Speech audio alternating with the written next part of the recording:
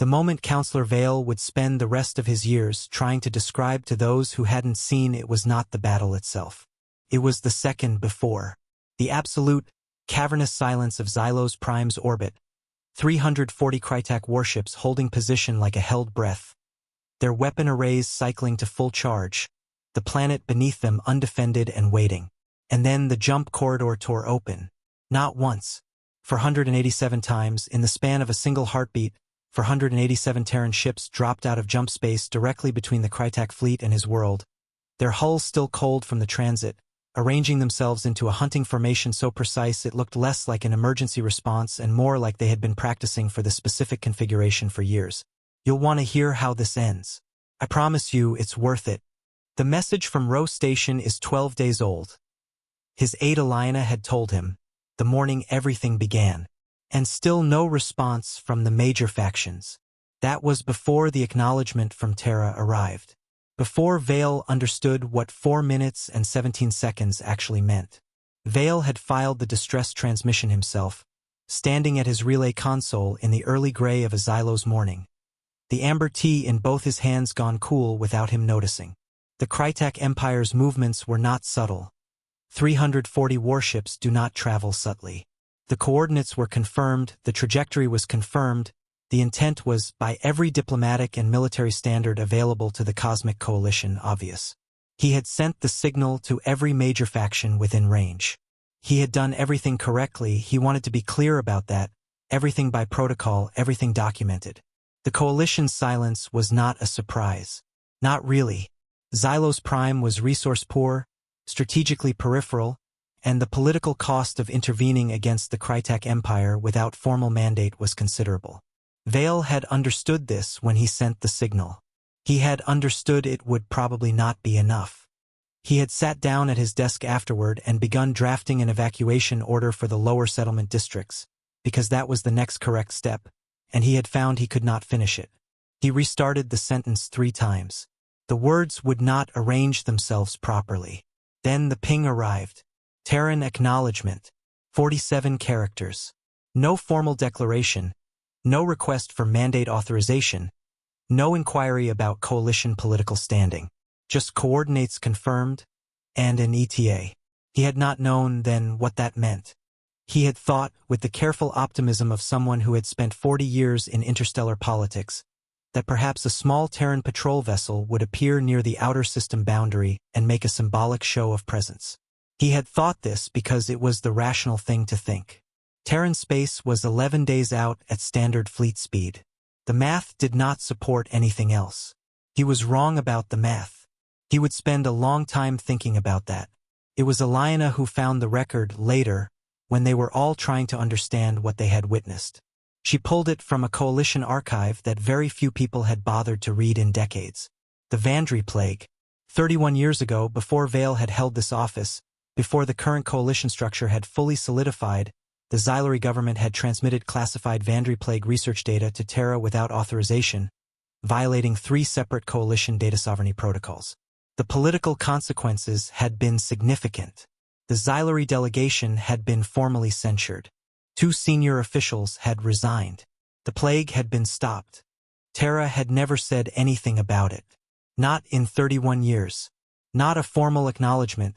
Not a diplomatic note, not a single recorded transmission referencing what the Xylari had risked to send that data.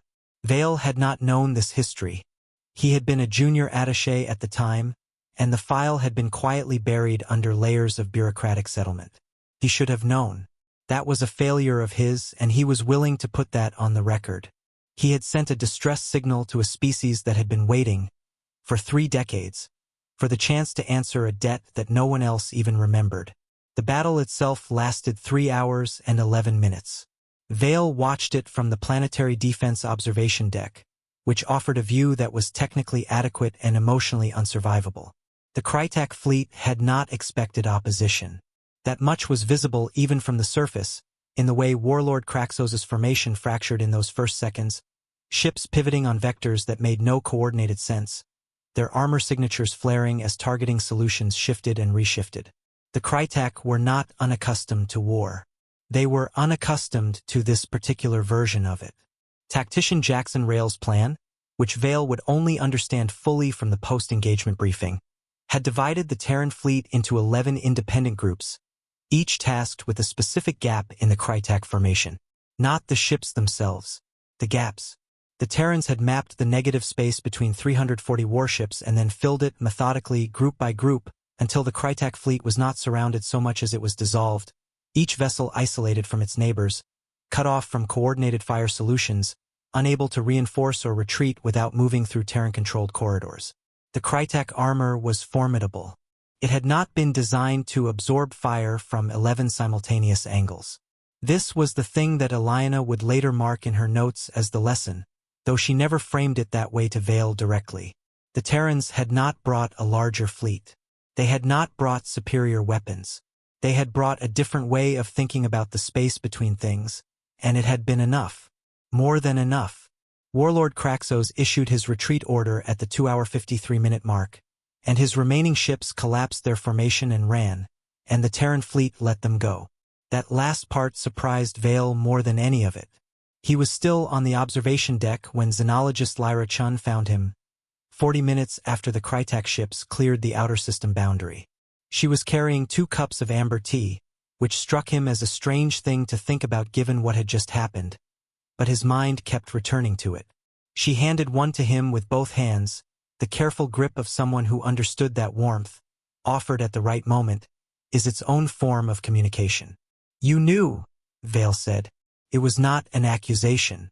He was still working out what it was. Fleet Marshal Vance knew, Chun said. Most of the senior staff knew. The Vandry data saved approximately 340,000 lives on Terra, Counselor. We don't forget things like that. She paused. We probably should have said something sooner. That's on us. Vale looked down at the cup. The tea was the same amber color it always was. It looked exactly like every cup he had ever held in 30 years of political work, and it meant something entirely different now, and he was having some difficulty with that. He thought about Fleet Marshal Vance standing in Neo-Avalon, reading a distress signal from a planet she had no mandate to defend, and giving the order anyway.